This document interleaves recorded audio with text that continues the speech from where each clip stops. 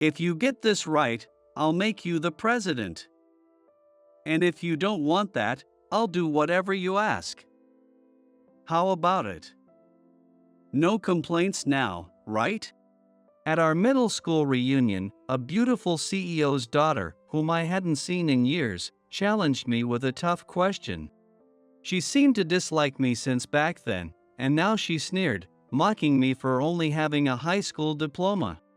Her face bore a smug expression, as if she were saying, "I bet you can't solve this." Honestly, I didn't want either prize, but I couldn't turn down a fight when one was handed to me. As I looked over the question, well, I had a bit of trouble with this one myself. It shouldn't be so easy for you either, right? Fine. I'll give you a little hint. Oh, sorry. It was so easy I already solved it. Ha! Actually, you know. I shot a smirk at the stunned CEO's daughter. My name is Rick Mitchell, 32 years old. My work involves the ocean. But I'm not out on the sea like a fisherman. In the mild climate of the Seto Inland Sea, I run a fish farming business, raising Red Sea bream and flounder. This fish farm was started by my grandfather. When I graduated high school, I took over the business. My family includes my dad, my mom, and my sister, who's 8 years older, making us a family of 4. Dad works as a banker at a regional bank, and mom is a homemaker. With a strict dad, a gentle mom, and a caring sister, I had a pretty happy life. Since I was young, I loved going to my grandparents' house. Every summer break, I'd stay there for a long time, surrounded by the ocean and mountains. Hey, Rick. Let's go to the ocean. Wait up, Grandpa. Each morning, I'd head to the sea with my grandpa and help feed the Red Sea bream and flounder on the farm. It was just feeding them, but with such a large farm, it felt like hard work for a kid. Still, every day I'd help without skipping. And the breakfast afterward always tasted incredible. In the afternoons, I'd swim in the sea or catch bugs with friends who lived nearby, enjoying my childhood to the fullest. I remember feeling so happy because the local kids always welcomed me, even though I only came during summer. But when I was about to graduate high school, Grandpa fell ill. The problem was how to keep the fish farm running. My dad, with his banking job, couldn't take over the business. Then I'll take over Grandpa's fish farm. Are you sure, Rick? You were planning to go to college. I'm sure. I'd hate to see Grandpa's fish farm go away. Dad tried to talk me out of it, but I couldn't bear the thought of letting my grandfather's fish farm go under. With that strong conviction, I convinced him. So, I gave up on going to college, moved in with my grandparents, and started helping out at the farm. Though I knew the work was tough, I had watched for years and had a general idea of the steps. A veteran named Sam, who had worked with Grandpa for years, taught me the detailed work and helped me get through. Sam had known me since I was little and had always treated me like a grandson when I'd come to help at the farm. He was both kind and strict as he taught me. After a while, Grandpa's health improved enough that he could start working with us again. Rick, I'm sorry. You've done so much for us. Don't worry about it. I did it because I wanted to. Rick's pretty efficient, so it's been a big help. You should take it easy, old man. Hey now, I'm not ready to lose to the young ones just yet. At Grandpa's words, Sam and I looked at each other and laughed. Then, one day, I got a call from Mom. Apparently, an invitation postcard for my middle school reunion had arrived at my parents' house. When I graduated from middle school, we moved due to Dad's job transfer, leaving behind the neighborhood I'd known. So, I hadn't kept in touch with any of my classmates since then. I wonder how everyone's doing. I'm kind of curious, but I just don't feel like going to the reunion." As I was thinking that, Mom unusually encouraged me to attend. Usually, when I say I'm not going, you just say him without much interest. When I asked her why, she explained what the postcard had said. Apparently, this reunion was a big deal because our ninth grade teacher, Mr. Thompson, was retiring. And the gathering would double as his retirement celebration. "Hey, Rick, maybe you should go this time? You always skip these things." "Yeah. Mr. Thompson did a lot for me." I thought it over. I'd gotten invitations before but never went to any of the reunions. It was because there was one woman I really didn't want to see. It wasn't like we dated or broken up or anything. But for some reason, she had always disliked me in middle school, almost like she saw me as an enemy. What puzzled me was that I had no idea why she'd felt that way. If I'd actually done something to her, I'd apologize. But since I didn't remember doing anything, there wasn't even a clear reason to make amends. What's with that bedhead? So uncool. No wonder you can't get any attention looking like that. What's that handwriting? It's so messy I can't even read it. Really shows who you are as a person. Try writing neater, will you? She would make comments like that, always putting me down. Over time, her presence became something I resented, and my grades even started to slip, worrying my family and teachers back then. I wanted to ask her why she acted that way toward me, but I never got the chance before we moved right after graduation. I still wanted to know the reason, but facing her now would probably just mean hearing more of her jabs, which didn't exactly excite me. As I was mulling this over on the phone with Mom. "Hey, Rick. Are you even listening? Oh. Sorry, just got lost in thought. Good grief. So, what's it going to be? Should I mark you down as attending?" "Yeah, go ahead. I do want to see Mr. Thompson, after all." After some hesitation, I decided I really should go this time to thank Mr. Thompson for everything he'd done. I double-checked the date with Mom and made up my mind to attend. Then, I shared the news with Grandpa and Sam. "Oh, a reunion, huh? That's great. Maybe you'll finally meet someone special." Rick could find himself a lovely bride, no doubt. Guys, reunions aren't for that. I laughed off their teasing and headed back to my parents' house. After dropping off my bags at the old place and chatting with Mom a bit, I headed to the hotel where the reunion was being held. At the entrance, I checked in and pinned on the name tag provided. Entering the banquet hall, I noticed it was a standing buffet setup. Looks like a lot of people came since it's also a celebration for Mr. Thompson. I glanced around the room. Even though it had been since middle school, some people hadn't changed much at all. "Hey! Are you Rick? No way. And look at you, totally tanned." "Well, I run a fish farm by the ocean." "Of course, I'm tanned. You vanished right after graduation. We were pretty worried, you know?" "Yeah. None of the high schools around here had you." "Haha, my bad." Talking with everyone brought a flood of memories back. After a while, the reunion officially began. After the organizers' opening remarks, a toast was proposed, and everyone raised their glasses in a celebratory cheer. Then came time for chatting and enjoying the meal.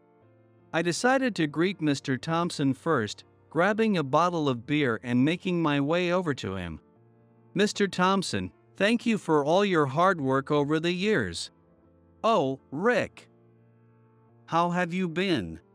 "Thanks to you, I've been doing well." With that, I poured some beer into his glass. Mr. Thompson specialized in social studies.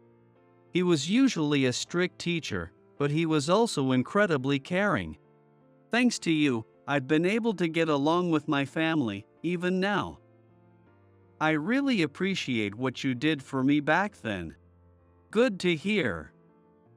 I heard you moved right after graduation, so I was a bit worried about you.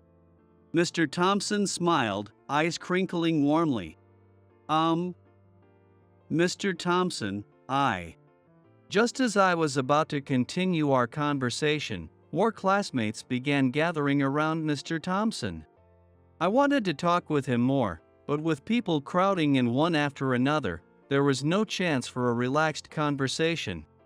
Oh well, I'll talk to him later, I thought, and returned to the group of classmates to reminisce about old memories and chat about what everyone was up to. Some had found success, while others were still facing challenges. But we all agreed it was wonderful to reunite like this. As the reunion reached its midpoint, a bingo game began.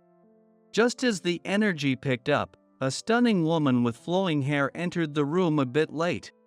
People started murmuring, "Who is that?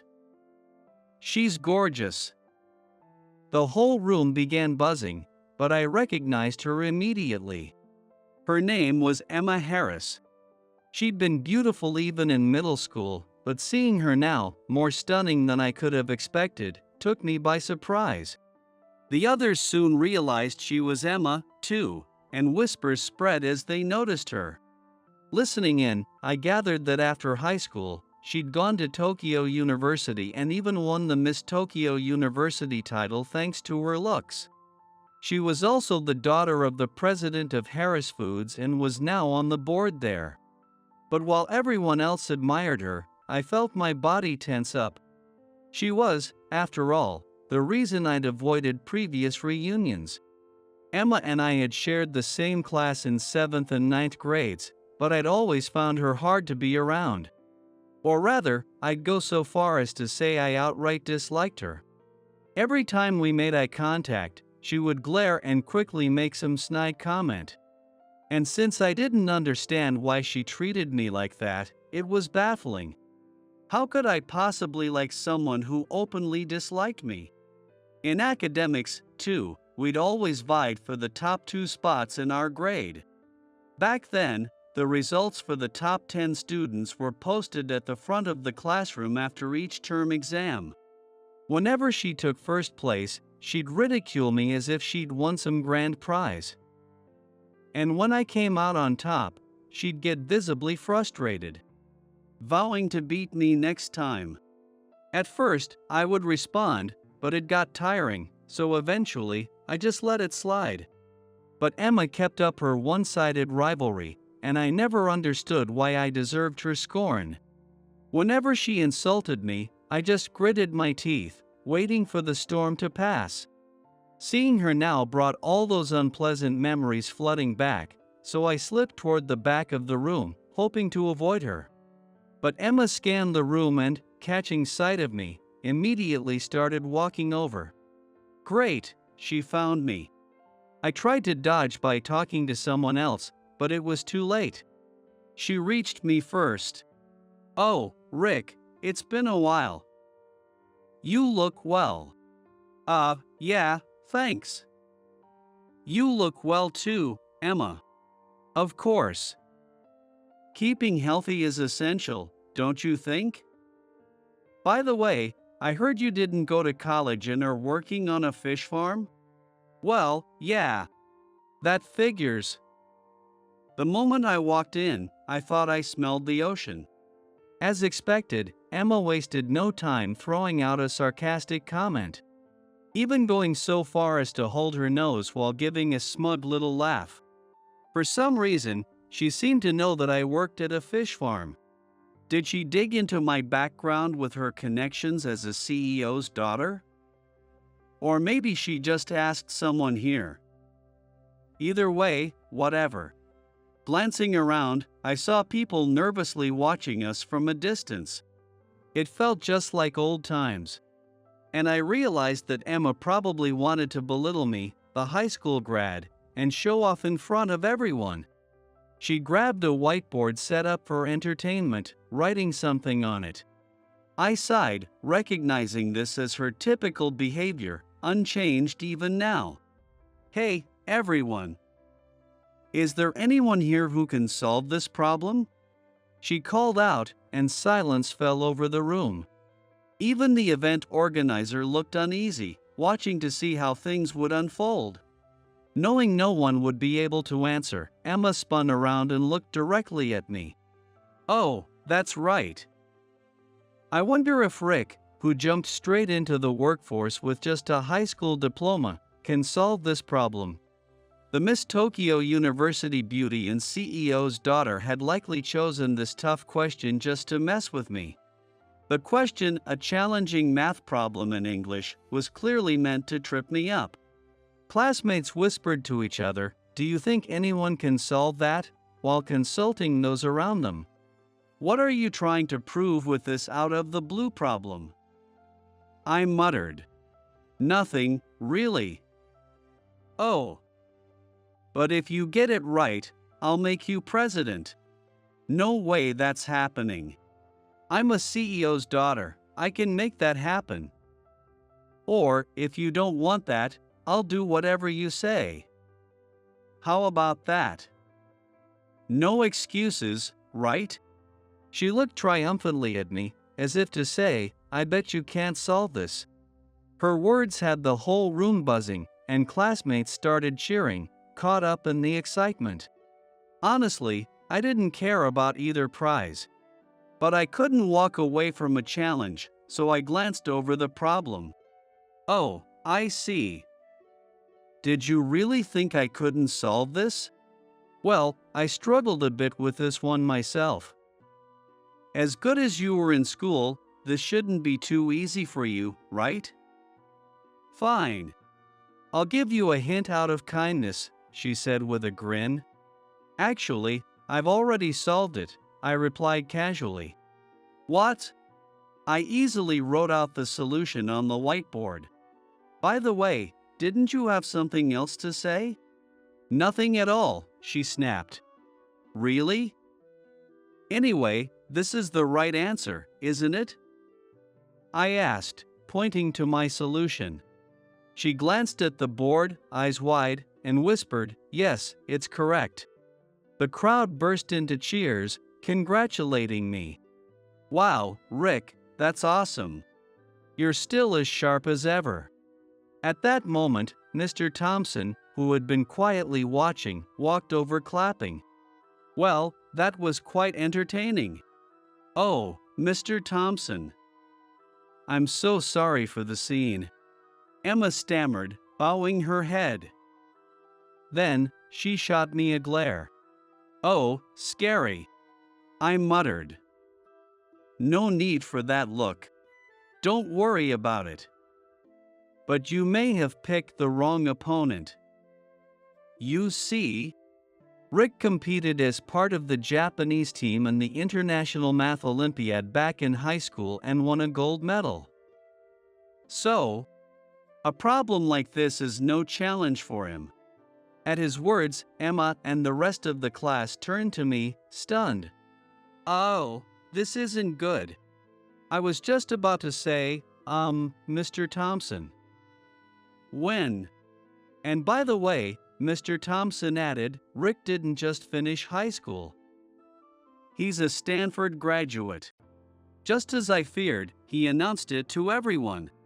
I couldn't help but hold my head in my hands. All eyes in the room turned to me at Mr. Thompson's words. Even Emma looked at me, her eyes wide in surprise. Oh, Mr. Thompson. I muttered. Oh, was that supposed to be a secret? My apologies, he said, smiling as he looked at me.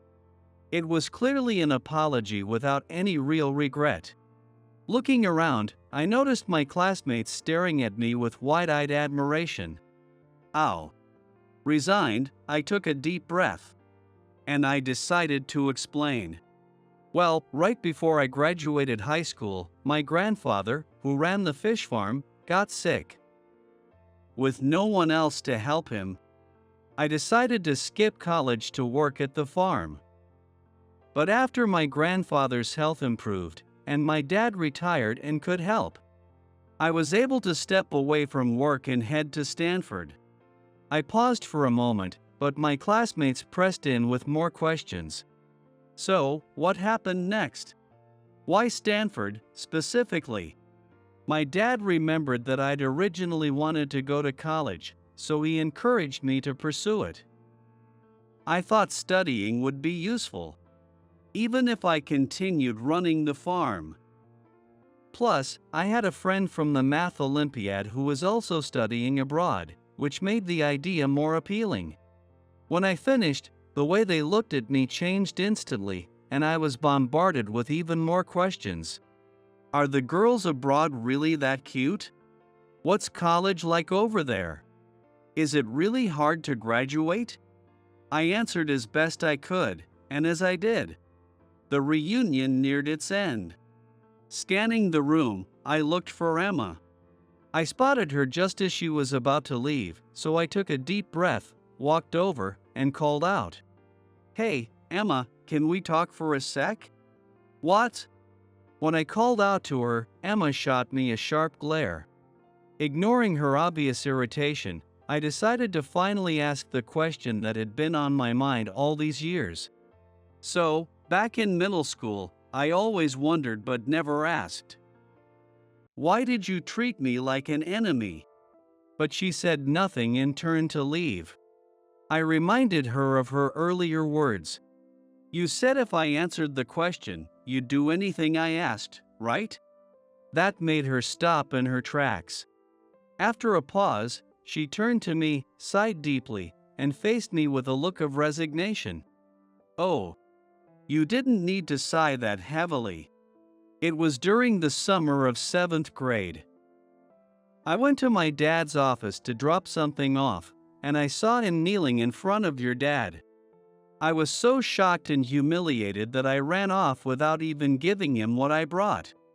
"Wait, my dad made your dad kneel?" "Yes. Later, I saw your dad at school for open house, and I realized that he was the one my dad knelt before. I decided then to avenge my dad. I had no idea that happened. I couldn't find any words in response." Seeing my silence, Emma turned on her heel, and she left the venue without looking back. After returning to work, I decided to ask my dad, who had recently retired from the bank, about what had happened back then. I couldn't shake what Emma had told me and felt compelled to get to the truth. "Oh, I remember that well." Mr. Harris suddenly knelt, and I was just as surprised. "So, it really happened.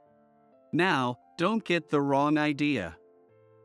Of course, I immediately told him, "Please don't kneel."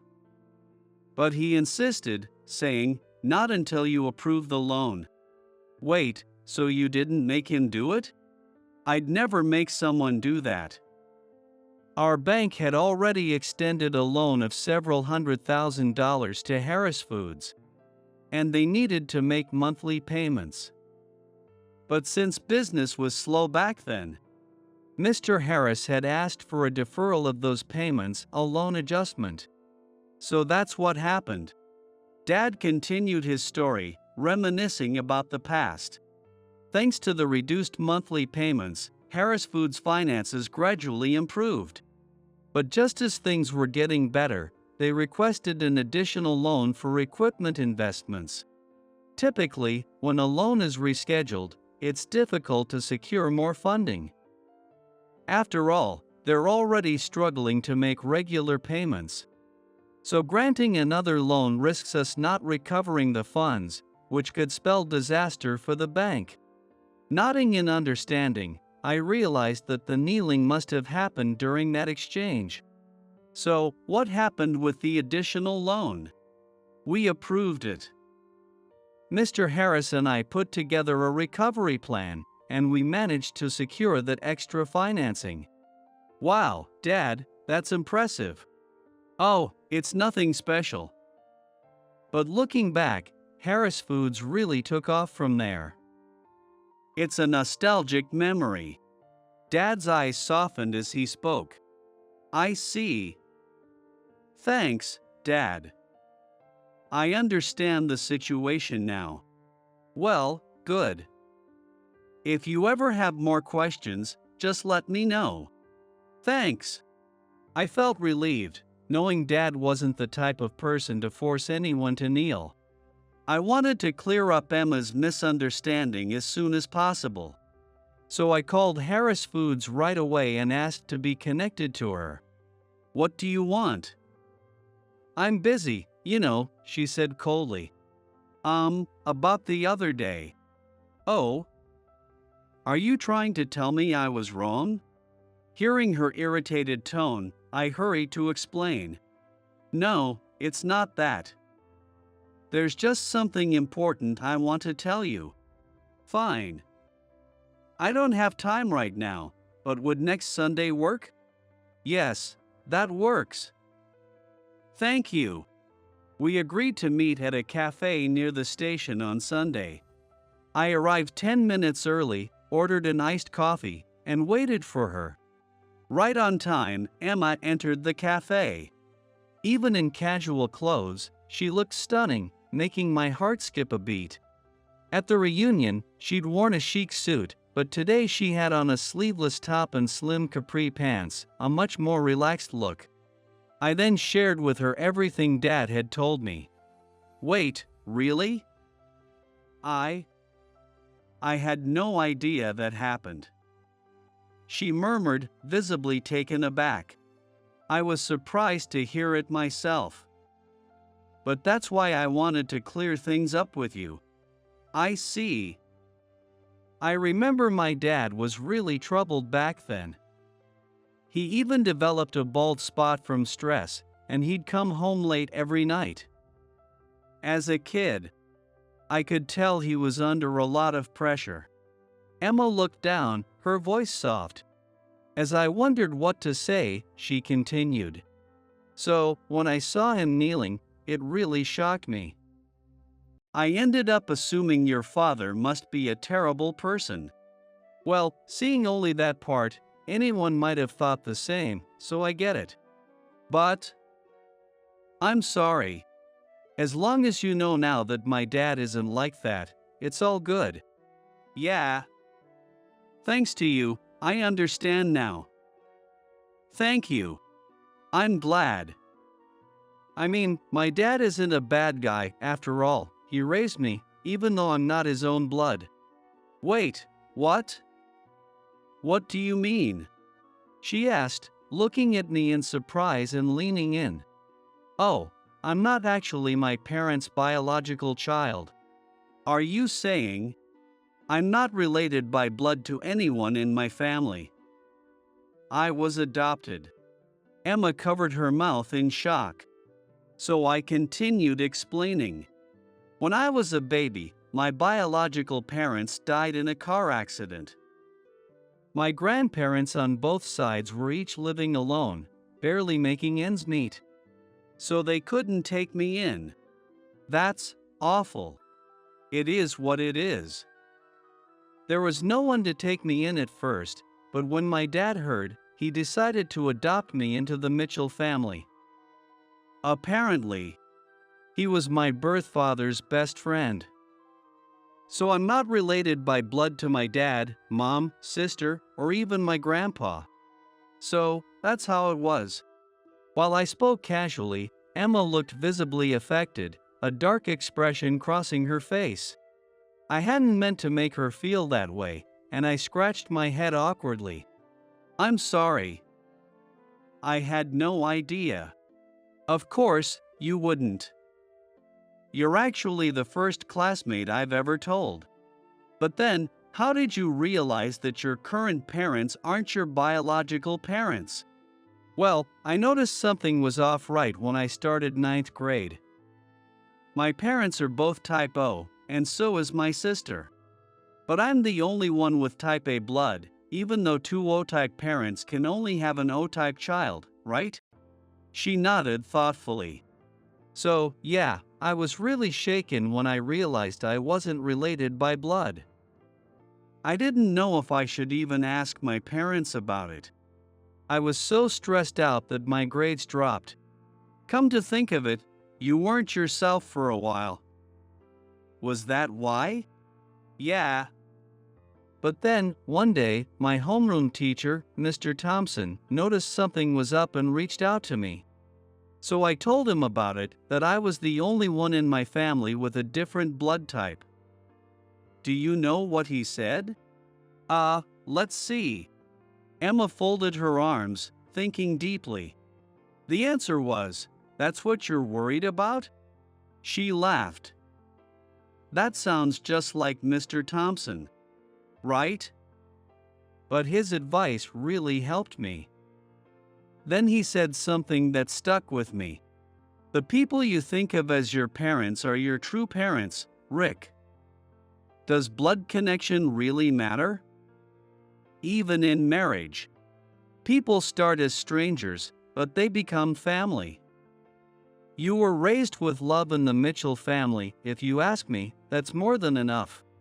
But what do you think, Rick? Emma chuckled warmly. That's so like him. That's something few teachers would be able to say. Right? After that, he talked with my parents, which was a huge help because I didn't know how to bring it up myself. My parents said they'd plan to tell me once I became an adult, but I figured it out first. They must have been so flustered. Oh, they were totally panicking. It's funny looking back on it. Honestly, knowing my origin didn't cause me any turmoil. And that's thanks to Mr. Thompson. I see. But honestly, I think you and your dad look like true father and son. Really? Yeah, you both have the same expression, with your eyes softening when you smile. Ha ha. Guess we started looking alike from living together so long. Emma smiled and said, I'm sure that's the case. Her smile made my heart skip a beat, but I managed to keep the conversation going. Actually, I think I resemble my grandpa more than anyone else. You really love your grandpa, don't you? Yeah, both he and grandma have always been amazing, treating me like a real grandson. That's why I couldn't bear the thought of letting the farm he built go under. I see.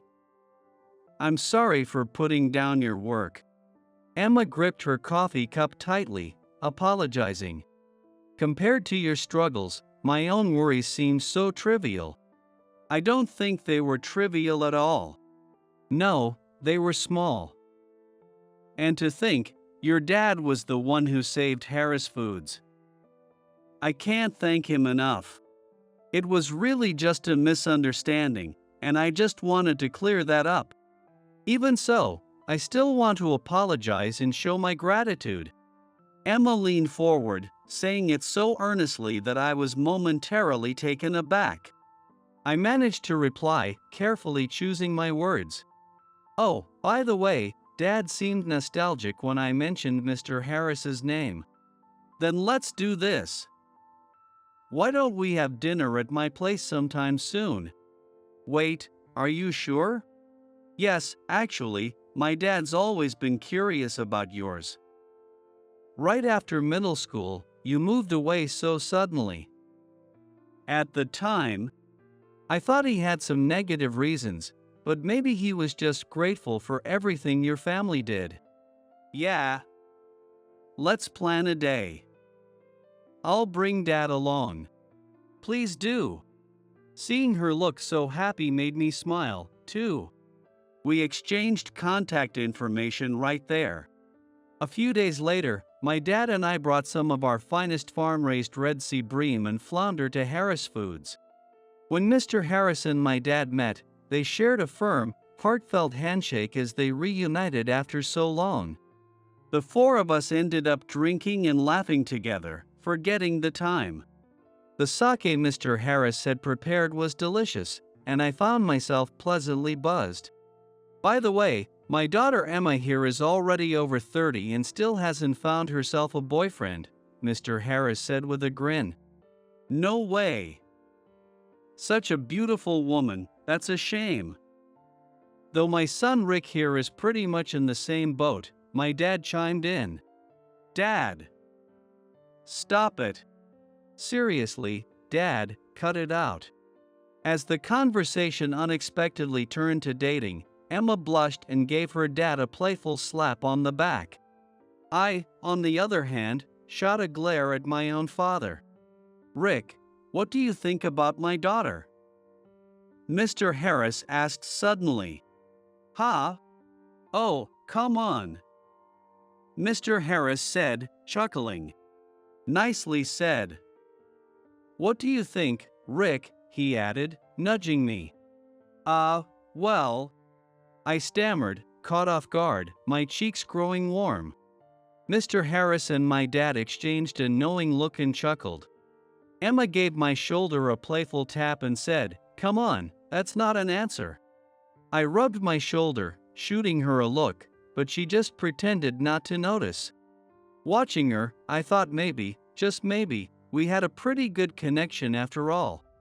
It was a night filled with laughter and unexpected warmth.